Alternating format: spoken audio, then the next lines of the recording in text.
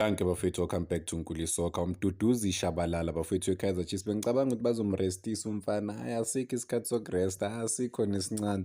Umfana belaphana kuBafana Bafana, cabanga badlala ku-different province. And then kumele abuye a-reporte back to a campaign the following day, kuya-travela kuyiwa lena eCongo. I mean, yeah, hhayi kunzima ukuba i-professional footballer bafowethu. Imagine after wonke lama-celebrations lawa, next day ubuyele ethimini yakhe akudlala. Ngikhumbula izolo uma ngikhuluma ngaye, omunye wathi ngathi uthi uyazilima eziyetsheni or uthi eshona khona, and it shows ukuthi isizini ezoba nzima kakhulu for i-Kaizer Chiefs, especially if amanye ama-players azo-select-wa for i-national team. I mean locally baya le nale, bazofila le nto le efilwa uMamelodi Sundowns isikhathi eside, ukuthi iMamelodi Sundowns at some point ama-player wakhona kunokuclasha ne-international, ithole ukuthi kumele baye le, abanye baye le. And then leyo nto leyo yenzani, yenza ama-player ukuthi abe highly competitive, abe sharp, ahlezi efithi, akwazi ukulwela iy'khundla zawo laphana ethimini, noma ngithi iy'khala zawo, iy'base zawo. But yeah, this is a good test for yena uMduduzi Shabalala ukuthi aye le nale. Sithembe ukuthi naseCongo uzokwazi ukufika khona e-right, efithi, ekwazi uku-contribute-a for i-team, or bazoqalisa uGustin Sirino asazi, but hhayi waze wanzima umsebenzi bafowethu, but it's part of the beautiful game. Okunye, okay, siyazi ukuthi uMduduzi Shabalala is one of the most talented players ku-P_S_L as a whole, but into engihlezi ngikhala ngayo uma ngikhuluma ngayo, ngifuna ukuthi mentally abe strong, akwazi ngempela azisethele yena amagoli njengoba bengikhuluma ngayo a few days back, ukuthi azisethele amagoli ukuthi ufunani. Ziningi kabi izinto azozi-achieve-a because ithalente likhona, but i-mindset ikuphi yona asazi.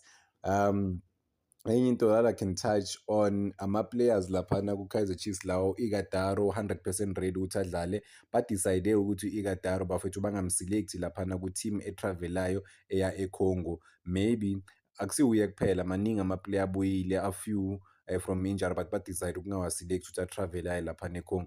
I was thinking ukuthi mina u-Ighodaro bafethu bayamdinga laphana ku-Kaizer Chiefs, especially ku-continental level. Why? Une-aggression, unenkani, arrogant. They need that arrogance inside the field of play. But-ke I think abaningi baba-resta for i-second leg, ukuthi possibly mayifika le team leyo iza la e-South Africa, and then-ke bonke abantu-ke potential abangadlala bazoba-unlock-a laphana ku-Kaizer Chiefs ukuthi bangatraveli nabo. I mean mesibheka laphana esquadini, even uThabiso Munyana abekho, uMsimang ngimbonile ejimini akekho. So sobona ngempela ukuthi bazo-line up kanjani, bazo-shape kanjani. Okunye okubalulekile engifuna ukukhuluma ngakho bafowethu, uChesleti noShinga abekho, ba-available but-ke abaselekthwanga. I mean bheka oBatman bana 2 months or more than 2 months befikile ku-Kaizer Chiefs, sebazodlala kuqala kunabo. I'm not saying phela kuya-compete, but at the same time ibhola i-competitive sport. So futhi engimzwela kakhulu bafethu uShinga ukuthi uMako akekho available, but still is not even making a match day squad. uMako engekho available, uMako meba available 100%, kusho ukuthi uShinga angeke adlale at all phela, at all, if like in le position. But hayi asazi, maybe technical team ye-Kaizer Chiefs iyazi ukuthi ifuna ukuplana izinto kanjani, and then bafuna ukudlala kanjani. You cannot oppose the technical team, they have to make their own mistakes, they have to make their own decisions ukuthi bafuna ukudlalisa obani. But I think mina the most anticipated player ku-Kaizer Chiefs bafowethu would be uVelebay. Hhayi uVelebay sonke simlindile, sifuna ukubona ngempela ukuthi uVelebay uyiphetheleni i-Kaizer Chiefs, because sebamfune for over 2 years. I'm impressed ukuthi noVilakazi bamselekthile ukuthi batravela naye laphana, ngisho ukuthi bayabona ukuthi uVilakazi is one of the most important players laphana ku-Kaizer Chiefs. Amanye ama-players ngawabheka mebangaba influential for i-Kaizer Chiefs kulama game lawazayo, because of sokunama-player amaningi kakhulu bafethu available. I mean boma-30 something laphana ku-Kaizer Chiefs ama-player. uLebohang Maboy, yes, is ready, 100% available naye. Sebamselekthile futhi yena utravele ne-team, so ili place esingalibheka. Ngifuna ukukhumbuza abantu, I think it was close to 10 years back, or is it 10 years? I think boma-8 years or so, uLebohang Maboy noNdlovu mebedlala laphana ku-Maritzburg United. Kaze soyibona i-combination yabo again lana ku-Kaizer Chiefs na, because abadlali laba bafethu abazana kahle kakhulu, abenze ey'bukwayo ku-P_S_L belaphana ku-Maritzburg United. But-ke namhlanje bathola laphana ku-Kaizer Chiefs, sobona ukuthi bazokwazi ukwenza i-combination yomhlaba laphana esiswini, bakwazi ukusiza i-Kaizer Chiefs ukuthi i-stabilize i-team yabo ibe well balance overall, ikwazi ngempela ukudiliva.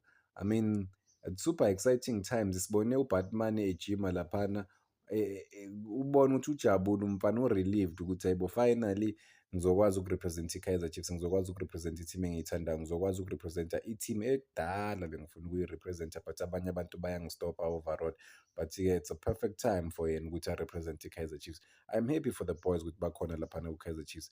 But I cannot wait ukubona u-Ighodaro njengoba bengishilo ukuthi i-arrogance yakhe. I think abantu eyabazi ukuthi i-Ighodaro uza nani bafethu ku-Kaizer Chiefs. Loya muntu loya ubaluleke kakhulu in terms of like that aggression. I mean, ukuthusa abantu, ama-oppositions ngeke a-relax-e kukhona u-Ighodaro laphana phambili. There's no way u-relax-e kunaloya muntu loyo. Ubhizi serious, presence yakhe uyayifila ukuthi ukhona. U-deadly, awumniki i-opportunity. Imagine umuntu okwazi ukukora 25 goals kuma-4 different teams. Kusho ukuthi la afika khona uyakwazi uku-adapter, adilive with ease. So, omunye wabantu engizobe ngimbhekile laphana ukuthi u-Kaizer Chiefs uzobe eyiphathile ne-Kaizer Chiefs nanokuthi uzokwazi ukudiliva ini. But baningi ama-player ka-Kaizer Chiefs masibheka bafethu kumele badilive this season, otherwise bayahamba. I mean, khona ama-player afana no-George Mahlow. George Mahlow is not even making match day squad kuma-matches amaningi. Even currently aka-travel ukuya eCongo. So masibheka kuye ukuthi okay uzo-contribute-a kangakanani ku-Kaizer Chiefs, nanokuthi what is the main plan around yena. But-ke maybe uzoba i-team player. But if you are a team player but you can't even make it, you don't even make it to a match day squad, that's a big problem. But-ke bane-sizable squad bafethu, squad esikhulu esizokwazi ngempela, bane-depth, i-depth ebanayo. Sokulele kuma-coach ukuthi bazo-select-ani bafethu, bazomisa izinto kanjani overall. Enye, what could be the change ku-Kaizer Chiefs? I keep seeing this, abantu bathi uModi kumele adlale as number 10, kumele adlale as number 10. Nami I spoke about it, but I think kumele adlale as number 10. Nami ngiyayivuma lento le. Why? Akaskori mabhola, he can beat players on. Imagine as number 10 abheke ama-strike, ama-movements wabo, bambe ibhola beating one player and then sekabhekane nepali and then unama-option wokuthi aphase or taking the shot, because he can't even take ama-shot amaningi uModi kula side lakhe because too predictable. But-ke yeah, so bona I'm excited to see uMcCarthy. Ngifuna ukumbona regain i-confidence yakhe bafethu back, akwazi ukuperforma to the highest level because siyamazi ukuthi umdlali usuper talented. But-ke sabona ukuthi leya injury leya yamstopa ku-track yakhe yama-man of the matches aloku alandelana. He had to sit outside for some time, and then he came back. He was not sharp, he was not the same. But-ke yeah, I mean, it's all about Kaizer Chiefs management with Bafunani. But Bafunani ukumbeka as i-left back, I don't know if that's a good plan because going forward, especially Kaizer Chiefs may attacker is not gonna give them much. UCross njengoba ngike ngakhuluma futhi nangayo uCross ukuthi ugudi, umlungu ugudi uyalwa, but-ke i-Kaizer Chiefs mayidlala nama-team adlala i-low block, there's no way you are playing uCross because uCross going forward is not gonna give you a lot. Siyazi ukuthi sometimes is able to start from the back, advance. I think they gave him space, let's say ama-opposition anokumnika isikhala because bayazi ukuthi is not akabi threat or akakhosi i-danger enkulu me-attacker uCross or laphana phambili. Whereas if kuneplay elifana noMarco, i-attack yakhe bafethu ukhosa i-danger me-attacker because bayamazi ukuthi uyakwazi uku-attack ukuya phambili and uyakwazi ukusiza i-team ayenze ibe well balanced laphana phambili, at i-depth, i-skill sakhe, i-flair, ucross amabhola kahle, so uyakwazi ukuqala ama-counter attacks amahle kakhulu, uyahlupha. So uma uno-cross, kusho ukuthi uma uno-cross ufaka u-cross if udlala ama-matches a-difficult, uyazi ukuthi okay igame izoba difficult, let me play u-cross uma kahlala ebhentshini, so ukuthi kuvaleke laphana kwa-left back. But-ke if udlala igame nje ne-team nje wayazi ukuthi ize egamini just ukuzo-defend, into okumele uyenze kumele udlale ngomuntu o-creative, ozoba mobile, ozokwazi ukuya phambili isikhathi esiningi because vele kumele u-attack-e igame kakhulu. What I'm seeing ku-Kaizer Chiefs, they like playing Umthetho. Umthetho is currently the best player ku-Kaizer Chiefs. Yes, ngiyavuma bafowethu. At the same time, if uzodlala ne-team edlala i-low block and then ubhilivela kuMthetho, uthini ngempela? Because is not gonna give you that much in terms of i-attack. He is forced. Manje sibona umthetho o-forced bafowethu ukuthi aloke attack, but he's not that comfortable in terms of i-attack. But because uyi-professional, uya-understand ukuthi okay, le nto leyo umsebenzi wakhe, siyambona laphana aphusha phambili, edlala kahle kakhulu overall. Kumele simncome umthetho kuleyo department ukuthi uyakwazi uku-adapter ukuthi okay, manje I'm needed ukuthi ngiye phambili ngiqala ama-counter attacks, is able to do that, but akusiyi yinto like into eyi-advantage kuyo, or into akwaziyo ukuyenza vele kakhulu. So I mean creatively bangabheka bafowethu ukuthi badlalisa obani kanjani laphana, especially kule position le ulo umthetho adlala kuyo mabadlala abantu be-low block. Namanye ama-player angabaniki lutho or no, not much in terms of like going forward, as much as like bafuna ukuqinisa, but at the same time they have to be calculative, babheke ama-teams adlala nawo, abadlala against wona, babone ukuthi lawo ma-team lawo a-shape-a izinto kanjani overall. You can't just put nje umuntu for the sake of ukumbeka.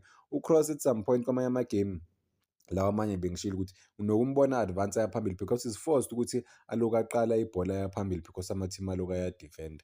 So rather play ngomuntu onjani enimthembayo ukuthi okay, this one uzokwazi uku-attack-a, but umlungu bafethu uphefoma kahle kakhulu, angifuni ukuqamba amanga. UKroos uphefoma kahle kakhulu, but I think ama-game ayahluka vele. It depends ukuthi udlala igame enjani, udlala nobani, and then bona i-plan yabo yini overall, and then that's how you shape i-system yakho, nanokuthi wena uzodlala kanjani against lawo ma-team, noma lawo ma-team lawo or nalowo team leyo on the day.